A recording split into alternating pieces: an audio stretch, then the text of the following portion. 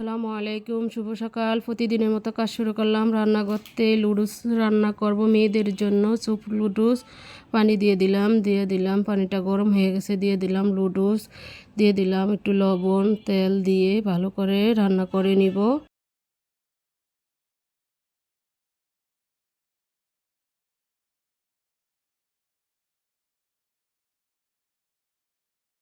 রান্না প্রায় হয়ে আসছে। এখন মশলা দিয়ে দিলাম। মশলা দিয়ে ভালোভাবে একটু নেড়ে ছেড়ে দিব, দিয়ে কিছুক্ষণ জাল করব।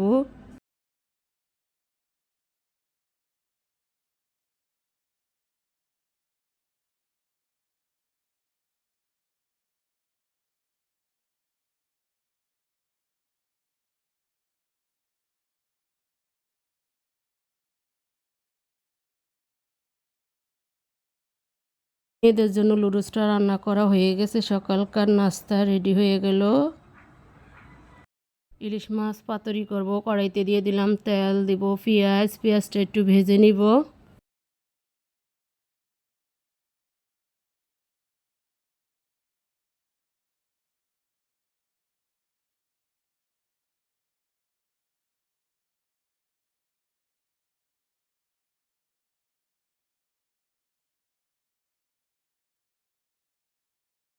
পেঁয়াজটা ভাজা হয়ে গেছে, একটু জিরা বাটা দিলাম, লবণ, হলুদের গুঁড়া, মরিচ বাটা, পানি দিয়ে মশলাটা ভালোভাবে কষিয়ে নিব।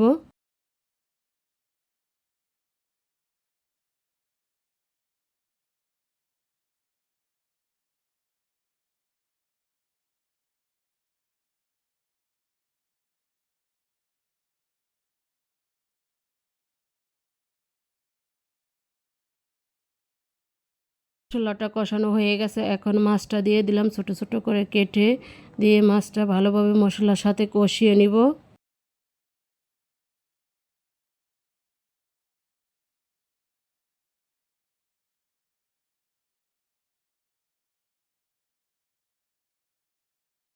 ঢাকনা দিয়ে ঢেকে দিলাম। কিছুক্ষণ পরে ঢাকনা উল্টে একটু নেড়ে দিব।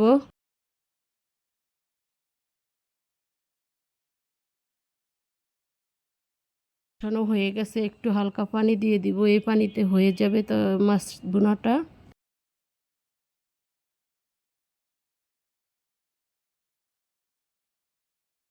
দিয়ে ঢেকে দিলাম। কিছুক্ষণ পরে ঢাকনা উল্টে একটু নেড়ে দিব।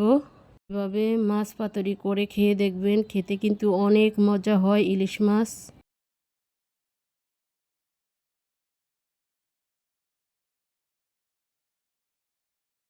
আমার মাছ পাতুরিটা হয়ে গেছে ফাইনালি, এখন তুলে নিব। করলা দিয়ে, রুই মাছ দিয়ে, আলু দিয়ে ঝোল করব। ফ্রাইপ্যানে দিয়ে দিলাম তেল, তেলটা গরম হয়ে গেছে, দিয়ে দিলাম মাছটা উল্টিয়ে পাল্টিয়ে ভেজে নিব।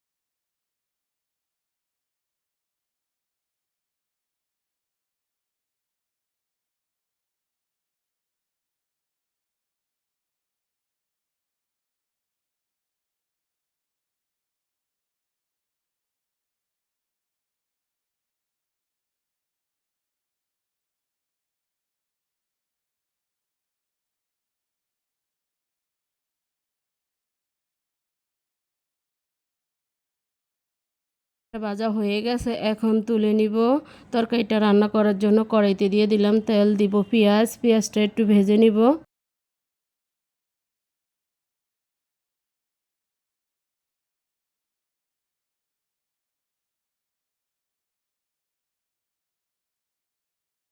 ভাজা হয়ে গেছে, রসুন বাটা, জিরা বাটা, লবণ, হলুদের গুঁড়া, মরিচের গুঁড়া, কাঁচা মরিচ দিয়ে একটু পানি দিয়ে মশলাটা ভালোভাবে কষিয়ে নিব।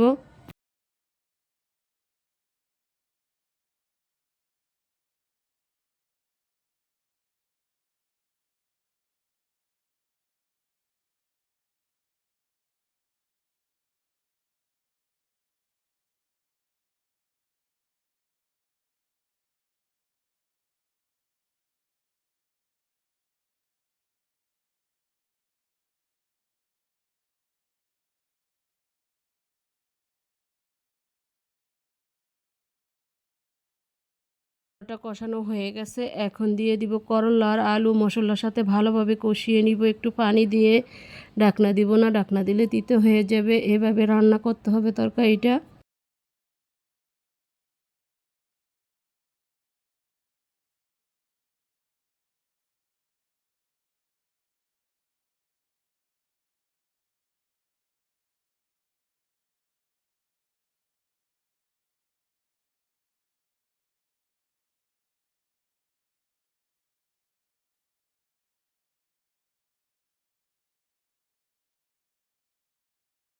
তরকারিটা কষানো হয়ে গেছে, এখন পানি দিয়ে দিলাম। পানি দিয়ে ভালো করে ঝাল করে নিব।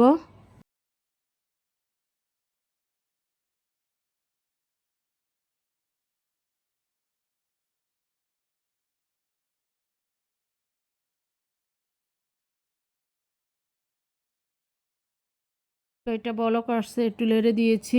এখন দিয়ে দিব মাছ। মাছ দিয়ে ভালো করে রান্না করে নিব।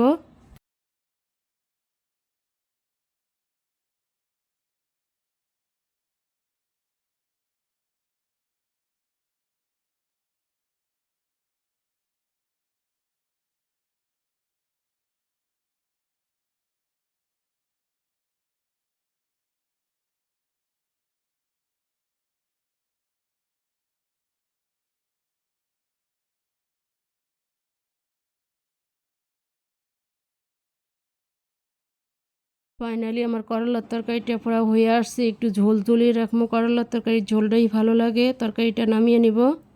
ডাল দিয়ে পেঁপে দিয়ে রান্না করবো। ডালটা সিদ্ধ বসিয়ে দিচ্ছি, সিদ্ধ হয়ে গেছে। এখন ডাল পেঁপে দিয়ে দিব, আলু দিয়ে দিব, দিয়ে ঢাকনা দিয়ে ঢেকে দিব, সিদ্ধ করব।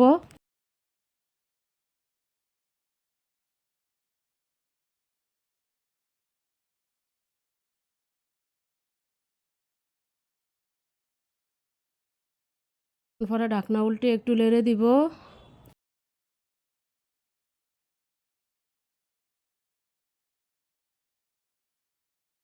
পেঁপে আর আলু সিদ্ধ হয়ে গেছে। রসুন বাটা, জিরা বাটা, লবণ, হলুদের গুঁড়া, কাঁচামরিচ দিয়ে ভালোভাবে রান্না করে নিব।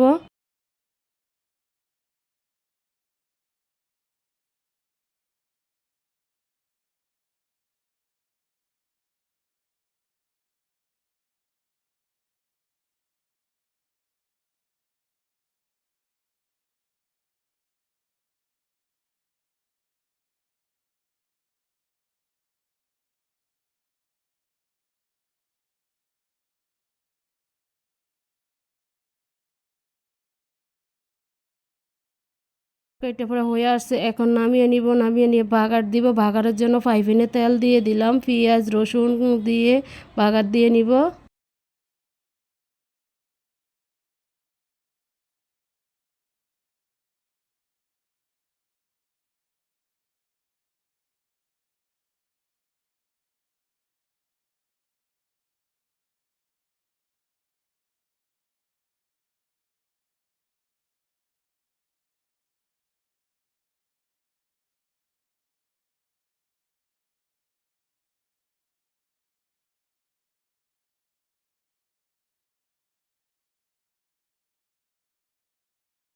রসুনটা ভাজা হয়ে গেছে, এখন বাগারটা দিয়ে দিব।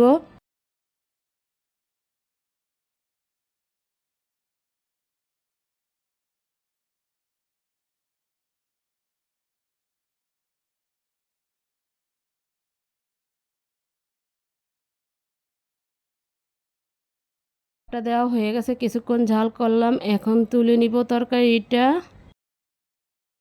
আমি শাক ভাজবো, কড়াইতে দিয়ে দিলাম শাক, একটু লবণ দিয়ে ভাপ দিয়ে নিব। দিয়ে রেখে দিলাম, কিছুক্ষণ পরে ঢাকনা উল্টে একটু নেড়ে দিব।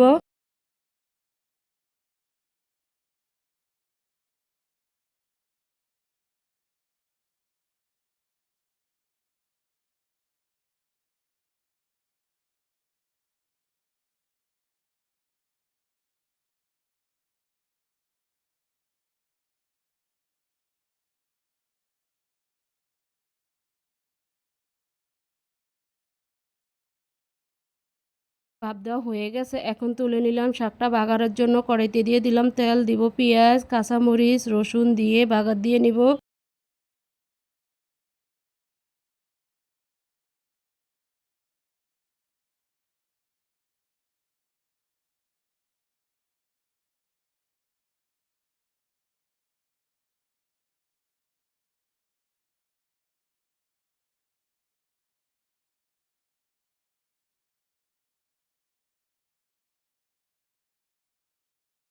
রসুন পেঁয়াজ কাঁচামরিচ ভাজা হয়ে গেছে, এখন শাকটা বাগার দিয়ে দিচ্ছি।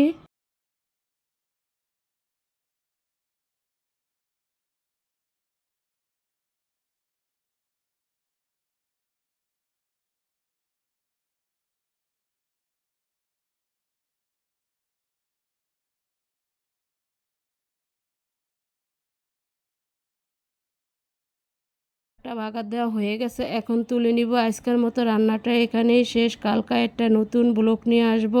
আসসালামু আলাইকুম, আল্লাহ হাফেজ।